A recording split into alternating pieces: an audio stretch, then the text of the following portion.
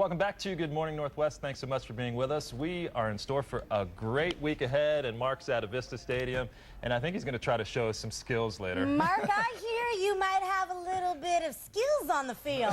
Oh, I got skills. All right here in the A high round draft. It's all coming up here on Good Morning Northwest.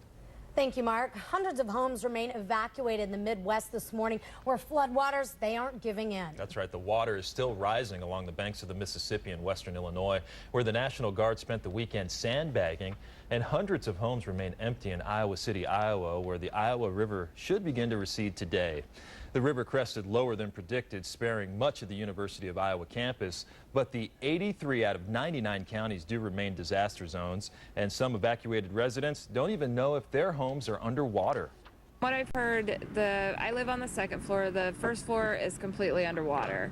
So I don't know if it's up to my apartment yet or not. I have no idea. We can't get down there to see anything. And the losses are already in the billions of dollars.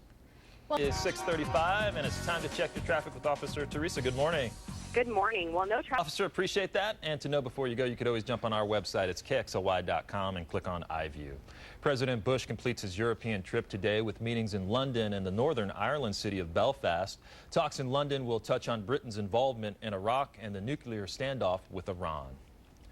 Another set of secret documents regarding British government policies against terrorism just turned up on a London train. This is the second time a set of confidential government papers were left on a train in less than a week. He missed. Seattle police are investigating the death of a University of Washington student. The 21-year-old junior was at the Alpha Sigma Phi fraternity when he fell out of a third-floor window Saturday morning and hit the ground 30 feet below. He later died at Harborview Medical Center. At this point, the fall appears to be an accident. One person is dead and 3 others hurt from a car that went crashing into a crowd outside a Los Angeles church.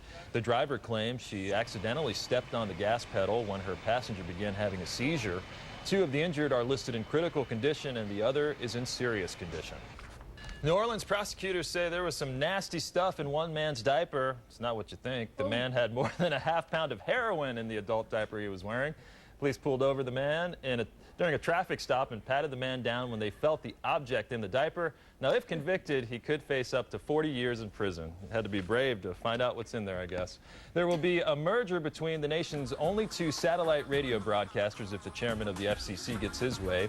The $5 billion merger between Sirius Satellite and Radio XM Satellite Radio would include turning 24 channels to non-commercial and minority programming. The 2 companies will also set a 3-year price freeze for subscribers. The merger recommendation is now awaiting a final vote. We are all tired of watching those gas prices rise on what seems to be a daily basis. But imagine being the poor person who has to go out and break the bad news by changing the prices on the gas station marquee. Ugh. At a California Chevron, an attendant got plenty of grief from frustrated drivers as he upped the price to, listen to this, $4.63 a gallon. Sorry! Sorry! Make it $5 even! Oh, AAA says the national average for a gallon of regular unleaded is at a record high of just over $4 a gallon. That poor man getting heckled day in and day out. Hopefully those weren't retroactive and they were already pumping. Well, listen to this. Japanese car manufacturer Honda begins the first ever commercial production of a hydrogen fuel-cell power car, the FCX Clarity. It runs on hydrogen and electricity, emitting only water vapor. The car will be available for lease in July to a limited number of customers in Southern California. The cost of the car on a 3-year lease will be $600 a month. Honda claims the car offers 3 times better fuel efficiency than a traditional gas-powered car. So cool. Might not be a bad option, except it costs $600 a month, so it probably weighs out to your car payment anyway. Yeah. Hey, but at least they're trying out new like ways and new vehicles to get us using less gas. We got to do something. We do, definitely.